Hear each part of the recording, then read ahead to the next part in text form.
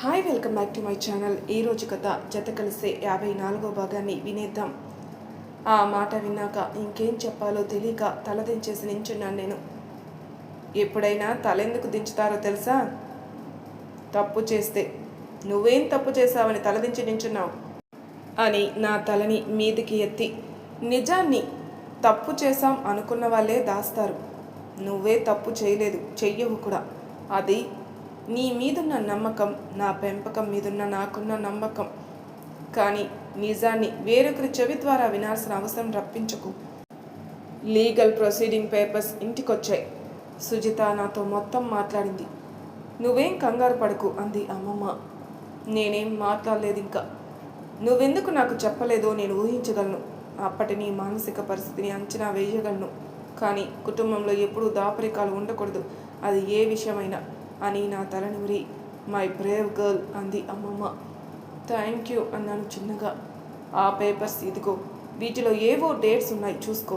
ఆ రోజు నువ్వు కూడా అటెండ్ అవ్వాలంట సుజిత చెప్పింది అంది అమ్మమ్మ. రిషి లాంటి ఫ్రెండ్ని ఎప్పటికీ వదులుకోకు పండు. నేనెప్పుడు ఇలాంటి ఒక మనిషిని చూడలేదు. సహాయం అందరూ చేయగలరు, కానీ ధైర్యం అందరూ ఇవ్వలేరు. అది ఆ కొందరే అంది అమ్మమ్మ. సారీ, తన చేతిని పట్టుకుని చెప్పాను, కళ్ళల్లో చూసి చెప్పలేక. మనిద్దరికీ మధ్య సారీలేంటే? చాలే, కబోర్డ్స్ సర్దితే నేను మీ అందరికీ స్నాక్స్ ఏమైనా చేసి డబ్బాలో ఉంచుతాను. రోజు వచ్చాక టీతో పాటు తిందురు అంది అమ్మమ్మ. అయితే నాకు పప్పు చెక్కలు, గులాబీ పువ్వులు చెయ్యి వెంటనే చెప్పాను. ఎప్పటిలా తినడమే కాకుండా అప్పుడప్పుడు ఏమైనా చేస్తూ ఉండు. పిల్లాడు చేస్తున్నాడు కదా అని అన్నిటినీ తన మీద రుద్దకు అంది అమ్మమ్మ.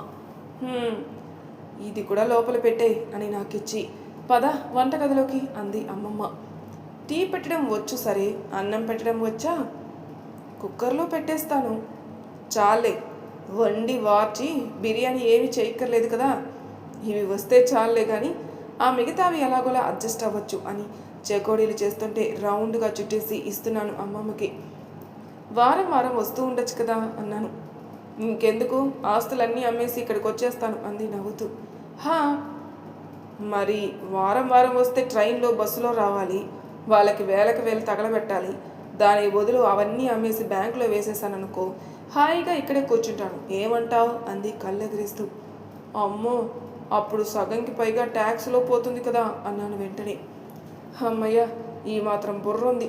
చేతిలో డబ్బులున్నాయి కదా అని ఎలా పెడితే అలా ఖర్చులపై చెయ్యకూడదు. ఆస్తులు కొనుక్కోవాలి. రేపొద్దున ఆస్తులే మనల్ని కాపాడుతాయి. అప్పుడు మీ నాన్న కొన్న ఆస్తులే 20 ఏళ్ల తర్వాత కూడా నీకు తోడుగా ఉన్నట్టు అంది అమ్మమ్మ. ఆ గులాబ్ జామున్ ప్యాకెట్ కూడా తీసిపెట్టు, కలిపి చేస్తాను అంది. చాలు, ఇప్పటికే ఇన్ని రకాలు చేసేసావు. మేము ఎప్పుడు ఇవన్నీ తినాలి? ఇంకేం వద్దులే అన్నాను. అంతే అంటావా? లడ్డూలు చుడుతూ అడిగింది. నీ వయసు 70 అని నాకు నిన్న బాగానే గుర్తు చేసావు, కానీ నువ్వు మర్చిపోకు. లడ్డూలో జీడిపప్పు తీసి నోట్లో వేసుకుంటూ చెప్పాను. ఏడ్సావులే, అత్తకి తెలిస్తే ఏం వీరంగం చేస్తుందో అన్నాను నేను. ఫస్ట్ ఒక 2 రోజులు పిచ్చెక్కిపోతుందిలే, అది తప్పదు. కానీ ఆ కాళ్ళ నొప్పులు ఉంటాయిగా, ఎక్కువ నీ గురించి ఆలోచించదులే ఇప్పుడు అంది నవ్వుతూ. ఆ రాత్రి డిన్నర్ చేశాక అమ్మమ్మని ఎయిర్పోర్ట్లో దింపేసి మేము ముగ్గురం రిటర్న్ అయిపోయాం. ఇంకా ఇంట్లోకి అడుగు పెడుతున్నప్పుడే బ్యాడ్ న్యూస్ గాయ్స్ అంది మంజు అక్క. ఏంటి కంగారు పడుతూ అడిగాను. నాకు మార్నింగ్ షిఫ్ట్ అయిపోయాయి, రేపటి నుండి నైట్ షిఫ్ట్స్ స్టార్ట్ అవుతున్నాయి. సో మీరు ఆఫీస్కి వెళ్ళే టైంలో నేను ఇంట్లో, నేను డ్యూటీకి వెళ్ళే టైంలో మీరు ఇంట్లో ఉంటారు అంది మంజు అక్క. ఏంటి? ఎస్, నైట్ మీ ఇద్దరు ఈ 2000 స్క్వేర్ ఫీట్ ఇంట్లో 2 రూముల్లో ఎవరి నాన్న వాళ్ళు పడుకోవాలి రేపటి నుంచి. నాకు భయం. ఏ, వీడేమైనా మ్యాన్ ఈటరా అంది మంజు అక్క. అబ్బా, తన భయం తనకు ఉంటుందిలే అక్క, నువ్వు మరీను అన్నాడు రిషి. ఏం భయం రా, నువ్వేమైనా స్ట్రేంజర్వా? సుబ్బు, నువ్వు రిషి గాడికి కూడా భయపడి నా పరువు తీయకు అంది మంజు అక్క. తనకి భయపడలేదు అన్నాను నేను. తెలిసిందిలే, పదా పడుకుందాం, అసలే విపరీతంగా నిద్రొస్తుంది నాకు అంది అక్క ఆవిరింతలు తీస్తూ. హా సరే అని మంజు అక్క రూమ్లో పడుకున్నాను. ఆ నైటు చాలా బాగా నిద్ర పట్టేసింది. పొద్దున లేచేసరికి ఇంటికి వచ్చేసాను అని అమ్మమ్మ నుండి ఫోన్. రాత్రి బావాళ్ళ దగ్గరుండి పొద్దున్నే బస్సుకి ఎక్కేసిందట. అత్త నాకు జాబ్ వచ్చిందని తెలిసి ఆ గొప్పంతా మా వివేక్దే అని ఒక అరగంట దెప్పి పొడిసిందంట ఆ హాస్పిటల్ స్టాఫ్తో. మా వాడే సరిగ్గా ఉంటే ఈ పాటికి వాళ్ళిద్దరికి పెళ్లి చేసి ఇద్దరు మనవలతో హాయిగా ఉండేవాళ్ళమని దెప్పుతుంటే ఇంకా లేట్ ఏం అవ్వలేదు. ఇంకొక కొడుకుని కనేయండి కావాలంటే, ఇలా నన్ను దెప్పకండి అని మొహం మీద చెప్పేసిందంట నర్సు. నేను తనతో చెప్పలేదని కాసేపు గింజుకుని బావని నానా మాటలని శ్రీజ అక్క దగ్గర వర్లించిందట. కానీ ఆవిని పట్టించుకోవడం మానేశారు బావ వాళ్ళు. ఆ ఫోన్ మాట్లాడి పక్కన పెట్టేసి లేచి బయటకు వచ్చినప్పటికీ జిమ్ నుండి ఇంట్లోకి వస్తూ కనిపించాడు రిషి. గుడ్ మార్నింగ్ అన్నాను. Very good morning Subbu, fresh అయ్యిరా, బ్రేక్ఫాస్ట్ చేస్తాను అని నవ్వి వెళ్ళాడు తన రూమ్లోకి. ఆఫీస్కి డ్రెస్ వేసుకుని ఐడి కార్డు కూడా వేసుకుని అప్పటికి 10 సార్లు చూస్తున్నాను నన్ను అద్దంలో. సాఫ్ట్వేర్ ఇంజనీర్ అయిపోయావురా పండుగ అని నాకు నేనే చెప్పుకొని ఒక ఫ్లయింగ్ కిస్ ఇచ్చుకొని నా బ్యాగ్ అంతా సర్దుకొని వచ్చాను డైనింగ్ హాల్లోకి. గుడ్ మార్నింగ్ గర్ల్స్ అని మా ఇద్దరికి చెప్పి టీషర్ట్ జబ్బల మీదకి లాక్కుంటూ సోఫాలో కూర్చుని, ఈ ఫ్లవర్స్ ఎక్కడివి అంది మంజు అక్క ఆ వేజ్ నుండి వాటిని తీస్తూ. నువ్వు పెట్టలేదా మంజు అక్క?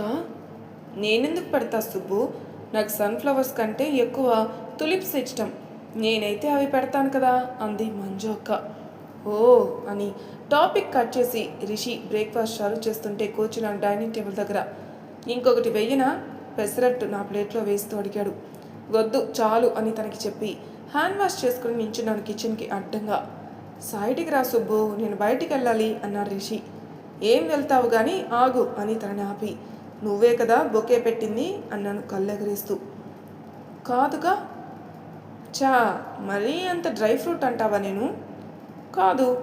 మరి నేనే పెట్టాలే. ఎందుకు పెట్టావు? నోట్తో చెప్పచ్చుగా, అట్లీస్ట్ నేనే కొన్నానని. అది కూడా చెప్పట్లేదు.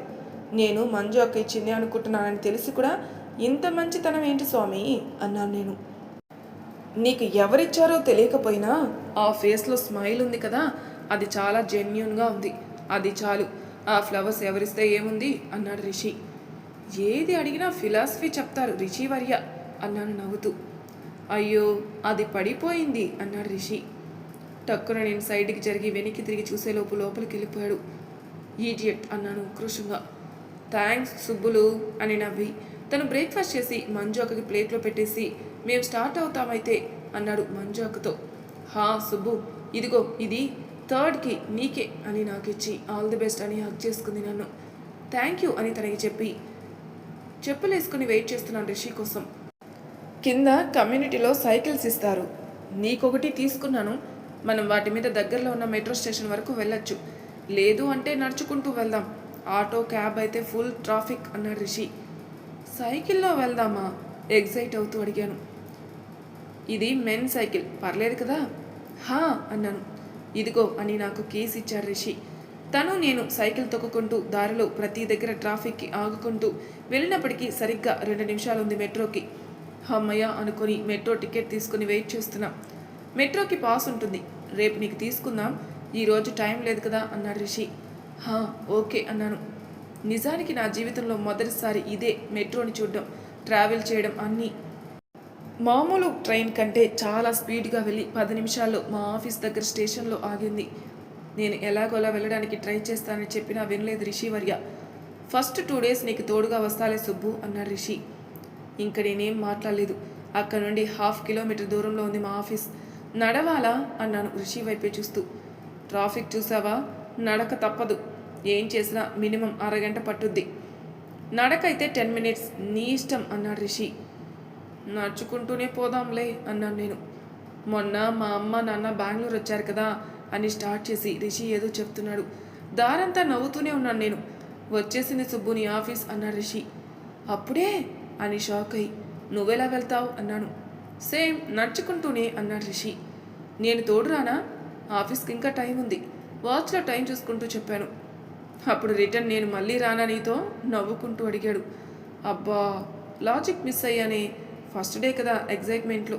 పోనీ నువ్వు నడుస్తూ ఉండు, నేను నీతో కాల్లో మాట్లాడుతూ ఉంటాను, మెట్రో జగ కట్టేయ్ సింపుల్గా చెప్పాను. వాట్ ఏ ఐడియా సుబ్బు, నువ్వు కానీ నేను 6 మినిట్స్లో మెట్రో స్టేషన్లో ఉంటా అన్నాడు రిషి. ఓయ్ పొడుగు కాల జిరాఫీ, పరిగెట్టకు, నడువు చాలు. మనం వచ్చేటప్పుడు 10 మినిట్స్లో వచ్చాం, నువ్వు వెళ్ళేటప్పుడు 10 మినిట్స్లోనే వెళ్ళాలి.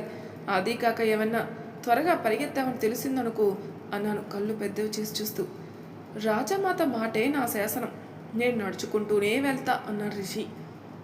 సరే అని తను మెట్రో స్టేషన్ దగ్గరకు వెళ్ళేంత వరకు నేను ఫోన్లో మాట్లాడి బాధ చెప్పేసి ఆఫీస్లోకి వెళ్ళడానికి డోర్ ఓపెన్ చేస్తుంటే రావట్లేదు. ఇదేంటి రావట్లేదు అనుకుంటూ సినిమాల్లో లాగా ఐడెంటిటీ కార్డు పెడితే అవుతుందేమో అని ముందుకి వెనక్కి రకరకాలుగా తిప్పి పెట్టాను కానీ ఓపెన్ అవ్వలేదు. ఇంకేం చేయాలో అర్థం కాక బిక్కమం వేసి నించున్నాను అక్కడే. నా వెనకే వచ్చి సేమ్ నాలానే ఐడెంటిటీ కార్డు పెట్టి లోపలికి వెళ్ళిపోయింది మా టీం లీడ్. నాకు డోర్ ఓపెన్ అవ్వలేదు. ఆవిడికి అయ్యిందేంటి అనుకుంటూ డోర్ క్లోజ్ చేయబోతూ ఉంటే కాలు అడ్డం పెట్టేశాను. అది కాస్త వెళ్ళి ఆవిడికి తగిలింది. చప్పున వెనక్కి తిరిగి చూసింది నా వైపు. సో సారీ మ్యామ్ వెంటనే చెప్పాను తడబడుతూ. Ma'am this is corporate Chitra. ఇక్కడ మ్యామ్లు సార్లు ఉండరు, అందరూ మనుషులే. My name is Riya Bahaduria. You can call me Riya అని షేక్ హ్యాండ్ ఇచ్చింది ఆవిడ. చిత్ర అని తిరిగి షేక్ హ్యాండ్ ఇచ్చాను. తెలుసు అండ్ పద టీమ్ని ఇంట్రడ్యూస్ చేస్తాను and you will have training for 1 week and then for 1 year నీ ఇంటర్న్షిప్ స్టార్ట్ అవుతుంది. Once you complete your graduation you will be promoted to associate level and this is our team అని ఒక క్యాబిన్లో ఉన్న 6 చూపించింది ఆవిడ. అందరికీ ఒక స్మైల్ ఇచ్చి వాళ్ళ రోల్స్ గురించి ఆవిడ చెప్పడం వినేశాక, హీ ఈజ్ సో హెల్ప్, తను నీకు హెల్ప్ చేస్తాడు, you can take he's help during training అంది ఆవిడ. అతను షేక్ హ్యాండ్ ఇవ్వడానికి చెయ్యి లేపితే నాకు వచ్చిన కంగారుకి నమస్కారం పెట్టాను నేను. వియర్గా నా వైపు చూస్తూ నమస్తే చెప్పాడు. నాకు కూడా come with me, first login credentials అన్నీ ఇస్తాను అన్నాడు అతను. ఓకే అన్నట్టు తలూపి రియా వైపు చూశాను. తను జస్ట్ 20, ఫ్లడ్ చేయకు అని సీరియస్గా చెప్పి గో అంది నాతో. మరీ అంత కరువులో లేను, ఆ డెకేడ్ గ్యాప్ని నేను అన్నా చెల్లె ఫీలింగ్లా చూస్తాను అన్నాడు సోహెల్. చుట్టరికలాపి తనకి వర్క్ చెప్పు అంది రియా. ఆ మాట వినగానే రమ్మన్నట్టు నా వైపు చూసి క్యాబిన్ నుండి బయటికి వెళ్ళాడు అతను. అతని వెనకే నేను కూడా. ఎక్కడ కావాలంటే అక్కడ కూర్చొని వర్క్ చేసుకోవచ్చు, మీటింగ్ టైంకి క్యాబిన్కి వస్తే చాలు. రియా అంత ఫన్నీగా మాట్లాడుతుంది కానీ వర్క్లో చాలా సీరియస్గా ఉంటుంది. So time to time work complete చేసుకో.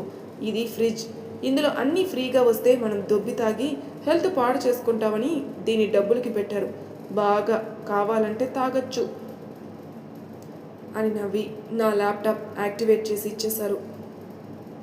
రేపటి నుండి నీ కార్డు కూడా స్వైప్ అవుతుంది. ఈ రోజుకి మనం ఇప్పుడు డీల్ చేస్తున్న ప్రాజెక్ట్ బేసిక్స్ చెప్తాను అని మొత్తం క్లియర్గా ఎక్స్ప్లెయిన్ చేసి మధ్యాహ్నం నుండి మిగతా విషయాలన్నీ చెప్తానన్నాడు అతను. ఓకే అన్నట్టు తలూపాను నేను. నీకంటే అందరూ మినిమం 5 to 7 years పెద్దగా ఉంటారు. సో ఫ్రెండ్షిప్ కుదరడం కష్టమవుతుంది, కానీ ఫ్రెండ్షిప్ కోసం కాదు కదా మనం ఆఫీస్కి వచ్చేది. సో ఎక్కువ హార్ట్కి తీసుకుని తర్వాత ఫీల్ అవ్వకు అన్నాడు అతను. సరే అన్నట్టు తలూపాను నేను. పద లంచ్కి వెళ్దాం. ఓకే అన్నట్టు తలూపి అతని వెనకే వెళ్ళాను క్యాంటీన్లోకి. వాళ్ళంతా వెళ్ళి లంచ్ బాక్సులు తీసుకొని కూర్చున్నారు. నేను కూడా క్యాంటీన్లో నుండి మీల్ తీసుకొని కూర్చున్నాను. నిజానికి ఆయన చెప్పింది నిజమే. వాళ్ళంతా నాకంటే వయసులో చాలా పెద్దవాళ్ళు అవ్వడంతో వాళ్ళలో వాళ్ళు ఫ్రెండ్స్గా ఉన్నారు. నాకు వాళ్ళతో మాట్లాడాలని అనిపించక ఫోన్ తీసి రీల్స్ చూస్తున్నాను నేను. సరిగ్గా అప్పుడే రిషి నుండి ఫోన్. హమ్మయ్య అని ఒక రిలీఫింగ్ ఫీలింగ్తో పాటు ఫుల్ స్మైల్ వచ్చేసి లిఫ్ట్ చేసి చెప్పు అన్నాను నేను. లంచ్ టైమే కదా. ఎలా ఉన్నావు, అందరితో సెట్ అయ్యావా, లంచ్ చేస్తున్నావా వరుసగా అడిగేశాడు. ఇప్పుడు అదే ఆర్డర్లో ఆన్సర్ ఇవ్వాలా, నవ్వు ఆపుకుంటూ అడిగాను. అక్కర్లేదులే, ఏదో ఒక ఆర్డర్లో చెప్పు అన్నాడు నవ్వుతూ. బాగున్నాను, లంచ్ చేస్తున్నాను, సెట్ అయ్యావా అంటే వాళ్ళందరూ నాకంటే చాలా పెద్దవాళ్ళు రిషి, నాకు అదోలా ఉంది అన్నాను నేను. అదోలా అంటే ఇప్పుడు ఒక్కొక్కసారి ఆంటీలు అంకుల్స్ అందరి మధ్యలో మనం మిగిలిపోతాం చూడు, ఏం చేయాలో తెలీదు, అలా మాట్లాడలేం, నోరు మూసుకొని ఉండలేం అన్నాను స్పూన్తో లంచ్ మిక్స్ చేసుకుంటూ. వాళ్ళంతా ఆల్రెడీ ఒక టీంలో కొన్ని మంత్స్గా కలుస్తున్నారుగా సుబ్బు, అందుకే ఆ మాత్రం క్లోజ్నెస్ ఉంటుంది. నువ్వు ఇలా జోన్ అవుట్గా ఫీల్ అవ్వకు, కొంచెం వాళ్ళతో కలిసి ఉండడానికి ట్రై చేయి. ఇక్కడ నా పరిస్థితి అలానే ఉంది అన్నాడు రిషి. చిన్న వయసులో పెద్ద కష్టాలు అన్నాను నేను. మాటల మధ్యలో లంచ్ కంప్లీట్ అయితే ఈవినింగ్ నేను మీ ఆఫీస్కి వస్తాను, కలిసి మెట్రోలోకి వెళ్దాం అన్నాడు రిషి. ఏం అక్కర్లేదు, చాలా దూరం, నేను ఎలాగోలా వస్తానులే అన్నాను నేను. సరే అప్పుడే చూద్దామని కాల్ కట్ చేసేసాడు. ఈవినింగ్ వరకు వర్క్లో మా టీం మెంబర్స్ ఉంటే వాళ్ళ చుట్టూ తిరుగుతూ ఏం చేస్తున్నారా అని చూస్తున్నాను నేను. కప్పుల కాఫీలు తాగేస్తూ వాళ్ళ పని చేస్తుంటే ఎప్పుడు ఇంటికి వెళ్ళొచ్చా అని ల్యాప్టాప్ ముందు పెట్టుకుని కూర్చున్నాను. సరిగ్గా 5 నిమిషాలు తక్కువ 5కి ఒక్కొక్కరుగా లేచి వాళ్ళు వస్తువులు ప్యాక్ చేసుకుంటున్నారు. అంటే ఇది వెళ్ళాల్సిన సమయం అన్నమాట అనుకొని నేను కూడా అన్నీ ప్యాక్ చేసుకుని సరిగ్గా 5 అవ్వగానే లాగౌట్ అయ్యి కిందికి వెళ్ళేసరికి రిషి ఉన్నాడు అక్కడ. అనుకున్నా ఈ మనిషి ఇలాంటి పని చేస్తాడని అనుకుంటూ తన దగ్గరికి వెళ్ళి ఏంటి అన్నట్టు కళ్ళెగరేశాను. ఏం లేదు అన్నట్టు తలూపి వెళ్దామా అన్నాడు రిషి. వాకింగ్ చేసేస్తున్నావు, జిమ్కి వెళ్ళిపోతున్నావు, అందుకే కదా ఇంత ఫిట్గా ఉంటున్నావు, నీ సీక్రెట్ తెలిసిందిలే అన్నాను నేను. నేను చేసిన అరగంట ఎక్సర్సైజ్కి ఫిట్ ఏంటి సుబ్బు, ఏదో ఒకటి చెయ్యాలని చేయడమే కానీ ఇంతకీ how is your first day అన్నాడు రిషి. ఏం బాగాలేదు, నాకేం వర్క్ లేదు, అటు ఇటు ఖాళీగా తిరిగాను అన్నాను నేను. మరీ ఫస్ట్ డేనే వర్క్ ఏమి ఇస్తారు, కొన్ని రోజుల వరకు ఇలానే ఉంటుంది అన్నాడు రిషి. మెట్రో పాస్ కూడా చేయించుకొని ఇంటికి వెళ్ళినప్పటికీ 7:30 అయింది. తను డిన్నర్ కుక్ చేస్తుంటే వచ్చే దారిలో మేము కొనుక్కొని వచ్చిన మొక్కలన్నీ తీసి గార్డెన్లో సెట్ చేస్తున్నాను నేను. మా ముగ్గురి బెడ్రూమ్ బాల్కనీలో మొక్కలు పెట్టేసి ఫ్రెష్ అయ్యి వెళ్ళి వంటగదిలో కూర్చున్నాను. రిషి ఏం చేస్తున్నాడా అని చూస్తూ. క్యాంటీన్లో ఫుడ్ బాగుందా, రేపటి నుండి లంచ్ బాక్స్ తీసుకుని వెళ్తావా అన్నాడు రిషి. బాగుంది, మళ్ళీ నాకు వంట చేయడం ఎందుకు, రాత్రి చేస్తున్నావుగా చాలు అన్నాను నేను. డిన్నర్ పూర్తి చేసి కాసేపు టీవీ చూసిన తర్వాత ఇంట్లో మేమిద్దరమే ఉన్నాం. పడుకోవాలి అనే విషయం నా సెన్స్లోకి వచ్చి కంగారు ఎక్కువ అవడం స్టార్ట్ అయింది. మన రిషినే కదా అని ఎంత అనుకున్నా ఏదో భయం. అయినా మరీ ఫస్ట్ డేనే మంజు అక్కకి నైట్ షిఫ్ట్ అవ్వాలా, కొన్ని రోజులు నేను అడ్జస్ట్ అయ్యాక అవ్వచ్చు కదా అని ఆలోచిస్తుంటే తను ఆంటీ వాళ్ళు ఫోన్ చేస్తే కాల్ మాట్లాడడానికి వెళ్ళాడు. ఇదే దొరికిన టైం అన్నట్టు లేచి బెడ్రూమ్లోకి వచ్చి లాక్ చేసుకుని మొహం మీదుగా దుప్పటి కప్పుకొని పడుకున్నట్టుగా ఆలోచిస్తూ కూర్చున్నాను. రిషి కాల్ మాట్లాడడం అయిపోయినట్లుంది. బాల్కనీలో లైట్ ఆగింది. అదే నేను చూస్తూ ఉంటే తను వచ్చి బయట నుండి లాక్ పెట్టి నా రూమ్ డోర్ తీస్తున్నాడు. ఇదేంటి ఈ రూమ్ డోర్ తీస్తున్నాడు అని నేను గోలు కొరుక్కుంటూ ఉంటే డోర్ ఓపెన్ అయ్యి లోపలికి వచ్చాడు రిషి. మరి తర్వాయి భాగంలో ఏం జరుగుతుందో నెక్స్ట్ ఎపిసోడ్లో తెలుసుకుందాం. అంతవరకు నా ఛానల్ సబ్స్క్రైబ్ చేయని వాళ్ళు ప్లీజ్ సబ్స్క్రైబ్ చేసుకోండి, లైక్ చేసి షేర్ చేయండి, మీ అభిప్రాయాలు నాకు కామెంట్ రూపంలో తెలియజేయండి. Thank you for listening.